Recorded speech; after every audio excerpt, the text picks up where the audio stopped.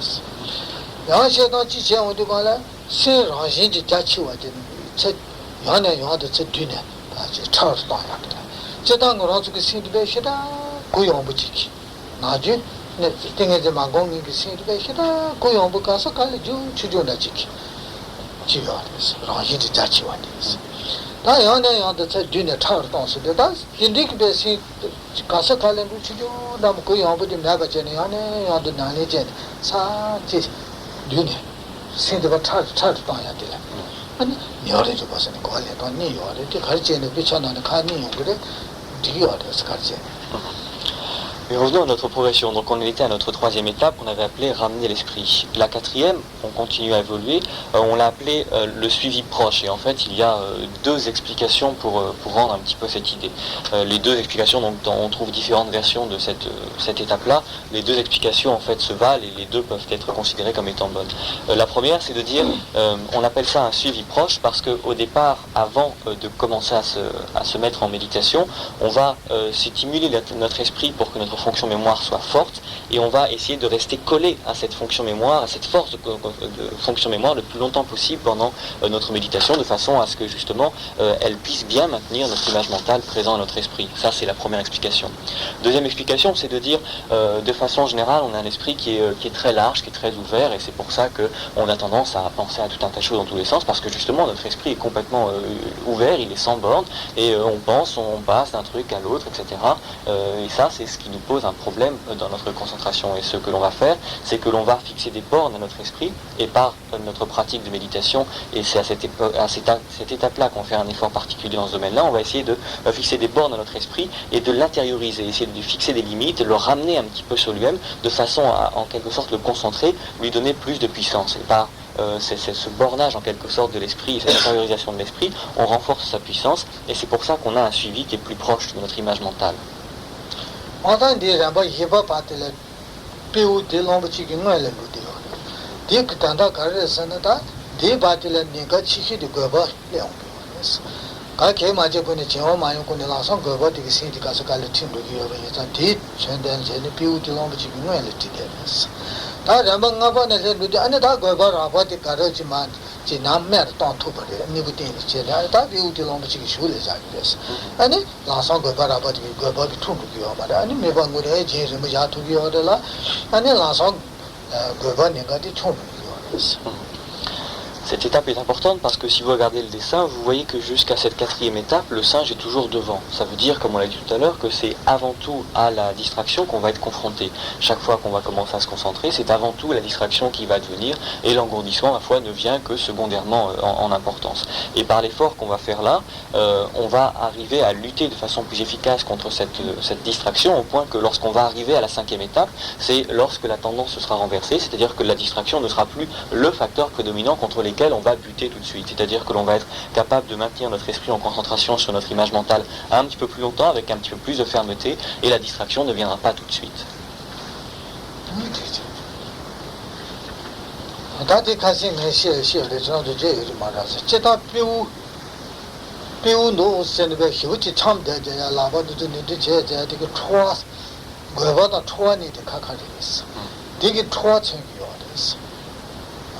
지다 비우 나부티기 거바 차이 비우 코랑기 거바 차이 비우 턱대버티기 토와 차이 다대야 비우베 나부 줘야되게 아니 배 가서 그러지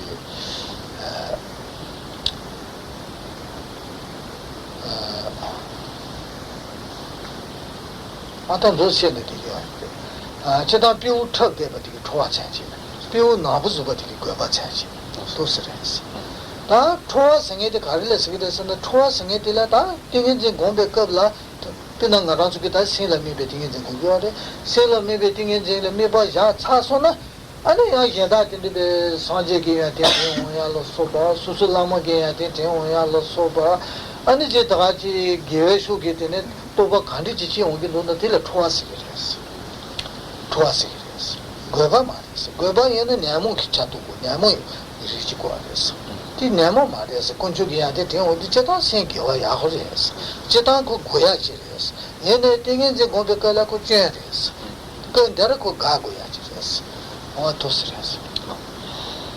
Reparlons un petit peu de ce singe, on l'a déjà dit, mais au cas où ça vous serait sorti de l'esprit, il est peut-être utile de le rappeler, le fait que ce singe, donc le singe qui danse, symbolise la dispersion mentale, et le fait qu'il soit noir symbolise la distraction. Alors la dispersion mentale et distraction, ce sont deux mots à ne pas confondre, parce que ce sont deux fonctions mentales qui ont l'air proches, mais qui sont pour nous très différentes.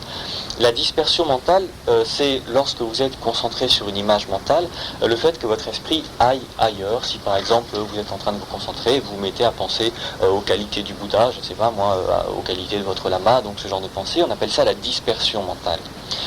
Ça, en soi, c'est pas quelque chose qui est foncièrement négatif, parce que le fait de penser au Bouddha, par exemple, ou le fait de penser à son lama, personne ne vous dira jamais que c'est quelque chose de négatif en soi.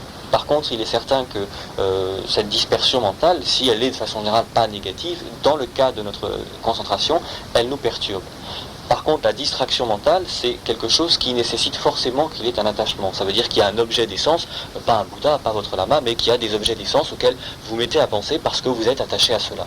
Donc cette distraction, elle est dans tous les cas négative. Donc la dispersion est gênante pendant la méditation, mais pas forcément négative de façon générale, et la distraction est dans tous les cas négative.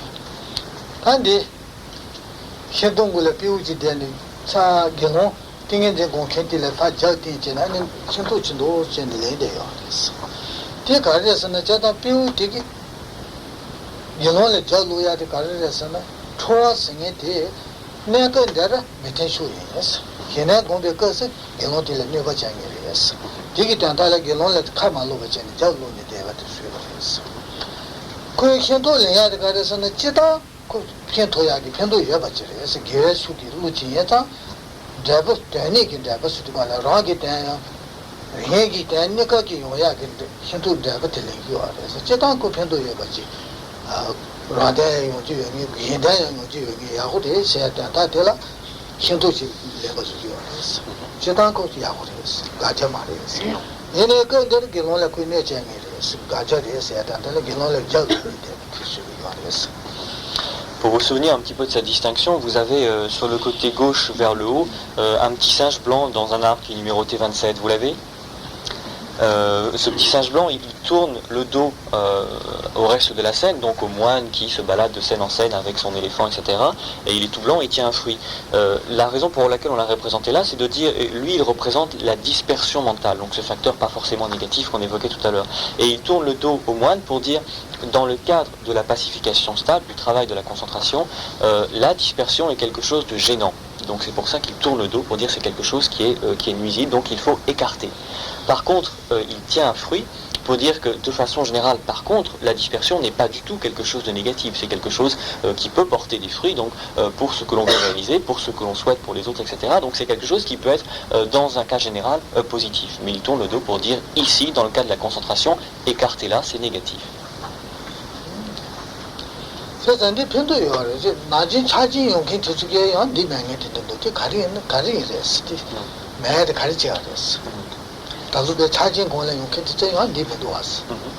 Et donc ce dessin, ne serait-ce que pour ce genre de symbolisme, est très utile comme mémoire. Et d'ailleurs c'est curieux parce que les gens qui viennent ici d'habitude et qui méditent depuis le début de l'année, il y en a certains qui l'ont pas. Comment ça se fait? Je cite. Pas trop bien, monsieur. Je l'ai oublié.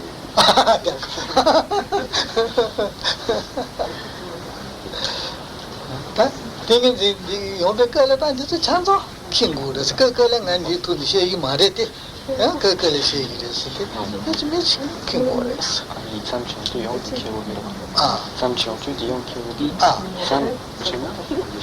오 다들 야오 ya pena la kana du di la kana du di la ne saki dada di ke du was ati no je Donc oui, lorsque vous venez à ces sessions-là, au cas où, prenez-le toujours, parce qu'on ne sait jamais, ça lui arrive une fois tous les, d'en parler, mais le jour où on en parle, c'est bien de l'avoir. Et évidemment, le jour où vous partez en retraite, emmenez ça aussi. Le matin, lorsque vous allez au bureau, vous avez votre petit sac avec vos livres de classe, une pomme pour la maîtresse, etc. Lorsque vous partez en retraite, emmenez ce matériel, ça c'est vos livres de classe.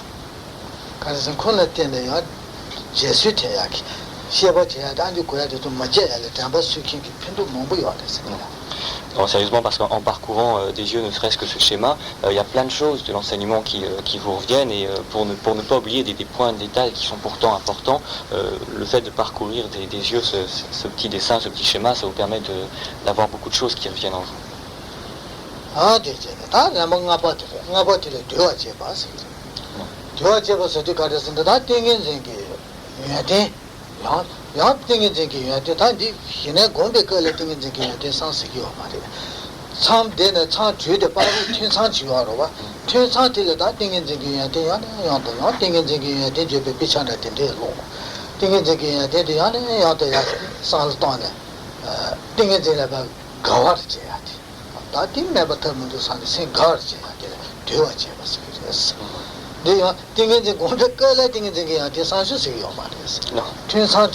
Non. La cinquième étape, on l'a appelée bien s'affermir. Pourquoi? Bon, là, lorsque l'on parle de bien s'affermir, on ne parle pas de la session d'entraînement que nous avons ici, on parle du cas où vous vous retirez pour quelques semaines, quelques mois, que sais-je, dans un lieu pour pratiquer en continu la pacification stable. Et dans ces cas-là, vous avez des temps morts entre les sessions où vous pratiquez, des temps où vous déjeunez, où vous baladez, faites ce que vous voulez, mais des temps intermédiaires entre les sessions où vous vous pratiquez. Et cette étape-là, bien s'affermir, désigne l'occupation que vous allez développer à partir de cette étape-là dans ces temps morts. Et c'est développer... on a appelé s'affermir parce que vous allez affermir votre volonté de continuer à la pratique en lisant des textes sur les bienfaits ou les vertus, les mérites de cette pacification stable, ce que l'on peut en tirer, etc. Et en lisant ce genre de texte, vous allez développer en vous une volonté de continuer encore et plus. Ça, bien sûr, attention, c'est quelque chose qui se fait à l'intervalle des sessions. C'est pas quelque chose que vous allez faire ici tout à l'heure en vous mettant à méditer, se mettre à penser à ça. Ça s'appelle de la distraction. C'est pas ça. C'est en dehors, lorsque vous faites une retraite, pendant les temps morts.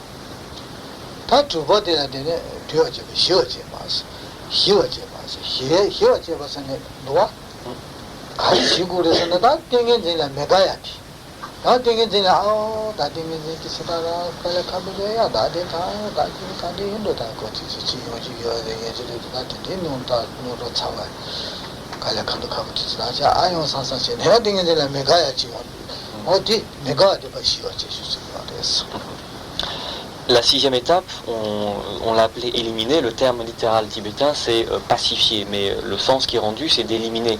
C'est-à-dire que c'est le complément de la cinquième étape. Vous allez avoir en vous, à certains moments, des doutes qui vont venir concernant cette pacification stable, en vous disant, mais je pratique et je repratique, et il ne se passe rien, j'ai pas l'impression que ça progresse. Est-ce que c'est vraiment utile de prendre du temps et d'énergie pour développer quelque chose qui n'a pas l'air de porter des fruits si probants que ça, et finalement, à quoi ça va me servir d'avoir une concentration, est-ce que je pourrais pas m'arrêter où j'en suis, etc. Donc vous allez avoir ce genre de doute qui va venir, et éliminer, c'est éliminer tout ce genre de pensées. Hop, vous les prenez, vous les mettez ailleurs, mais ça ne va pas rester dans votre esprit. Il faut pacifier complètement ce genre de doute existentiel au sujet de la pacification stable.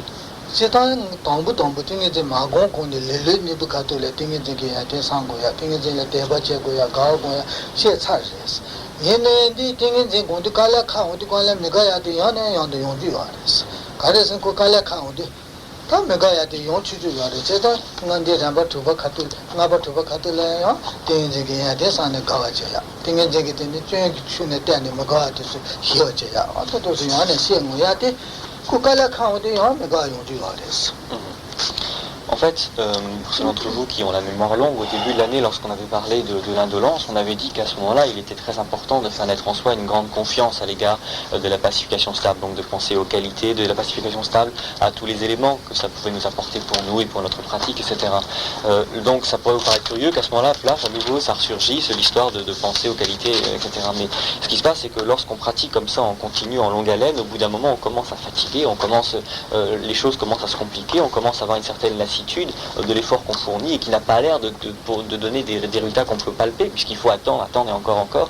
Et donc, par cette fatigue, il commence à venir des doutes, même si ces doutes ont été dissipés au début. Donc, ces doutes commencent à revenir. Et c'est pour ça qu'à nouveau, il faut qu'on sache que ce moment va advenir, pour qu'on soit capable tout de suite de récupérer toutes nos pensées sur les qualités de la pacification stable, etc., et de refaire naître en nous une volonté de continuer.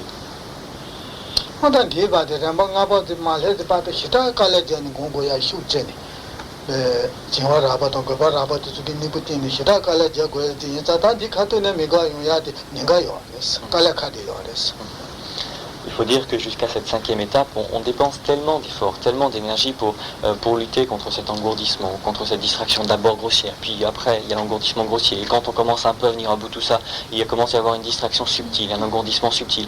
C'est tellement d'efforts que vraiment au niveau de cette 5e étape, on commence à en avoir assez, de se dire bon, je continue, et puis ça n'a pas l'air de venir, et c'est dommage parce que c'est justement le moment où on commence un petit peu à s'en sortir. Donc c'est pour ça qu'à ce moment-là, il est indispensable que l'on puisse être capable de faire naître cette stimulation qui nous permet de sortir définitivement du tunnel.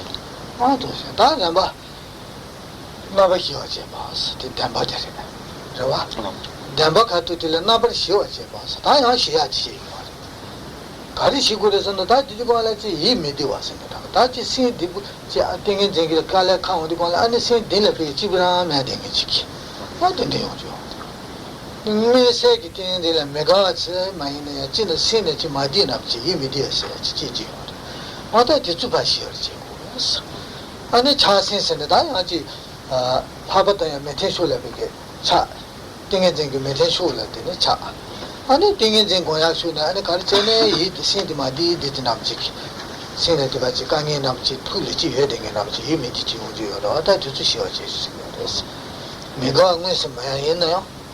영 니라 니 figure dans ni la so 이 미디다 내가 소거래. 내가.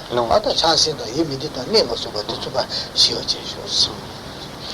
7e étape, qu'on a appelé éliminer en particulier, bon, c'est pas un nom qui est très révélateur en lui-même, parce qu'il y a des choses donc, en plus qu'il faut éliminer que cette envie de ne pas continuer.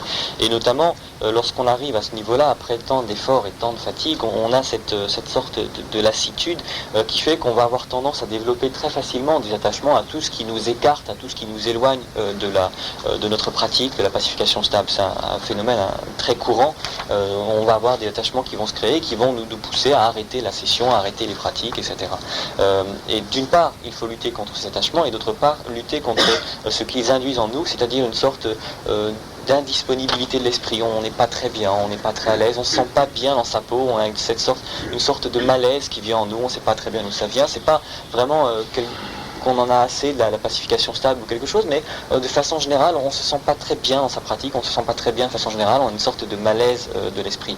Ça, il faut savoir le reconnaître, c'est un phénomène très classique et qui est dû donc à ces conséquences, cet esprit d'attachement. Il faut savoir passer dessus, maîtriser ce malaise pour poursuivre. Et aussi, toujours dans cette ligne de refus psychologique que l'on a de continuer, on a aussi des tendances à s'assoupir beaucoup plus facilement qu'auparavant. Là aussi, il faut faire un effort particulier pour éviter de s'assoupir dans ces moments-là, parce que c'est une tendance qu'on développe dans son esprit.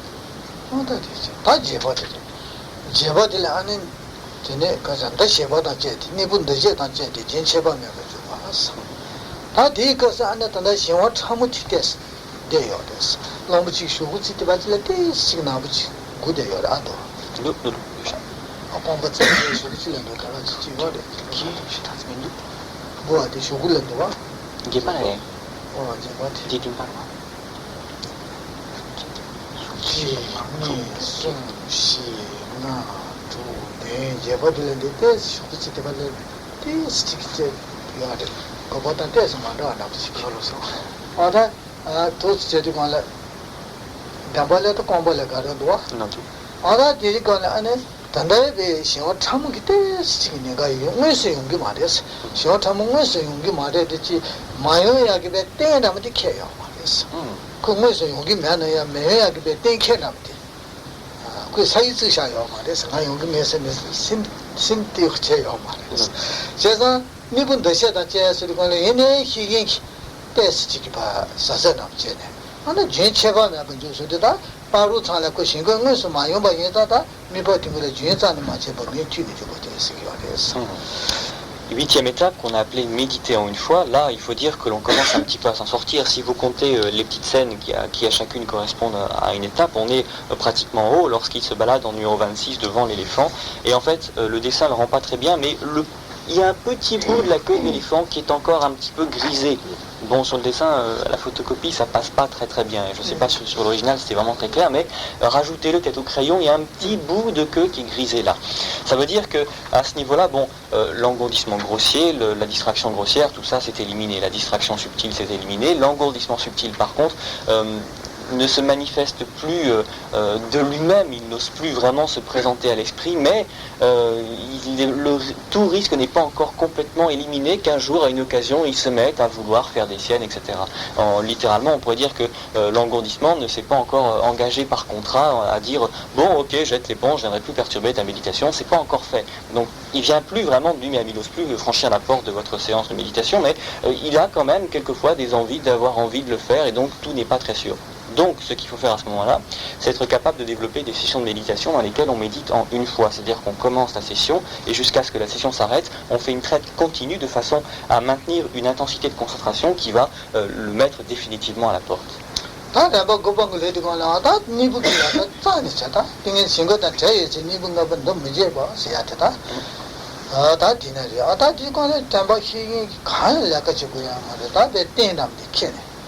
아니 배 띵인제나 로메 바 띵인제고래 바 니크고 나지로 야지로 하겠어.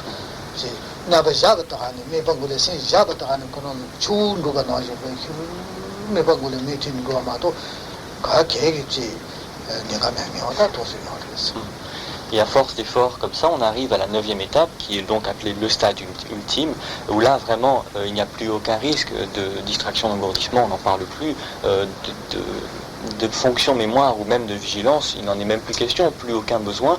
À partir du moment où on s'assied et qu'on commence à induire une méditation, une concentration, immédiatement, comme on s'endort, tout de suite, hop, on part en concentration parfaite et il n'y a aucun problème, c'est vraiment quelque chose qui est un état complètement naturel. Le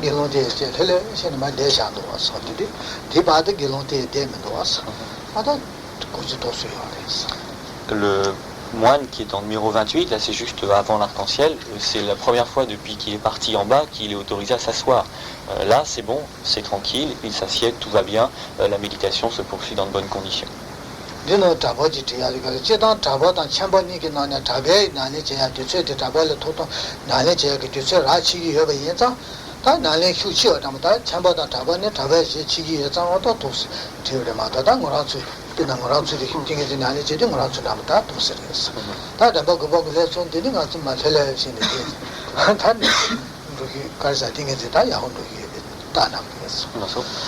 Là, encore une fois, on a dessiné un moine, mais c'est pas forcément un moine, le méditant, parce que entre les moines et les laïcs, ceux qui ont le plus de temps et d'occasion de pratique, ce sont les moines, donc on dessine de façon générale des moines, mais ici, en ce qui nous concerne, le moine, c'est nous, même si on n'a pas pris de vœux. Donc ça veut dire que lorsque vous arriverez à ce niveau 28, vous pourrez aussi vous asseoir tranquillement sur votre éléphant.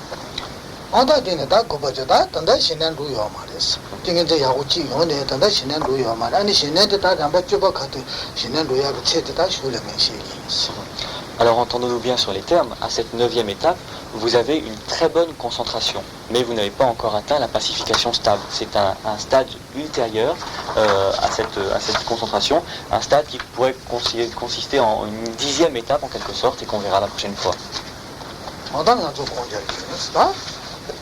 Mais d'ici là, on va méditer.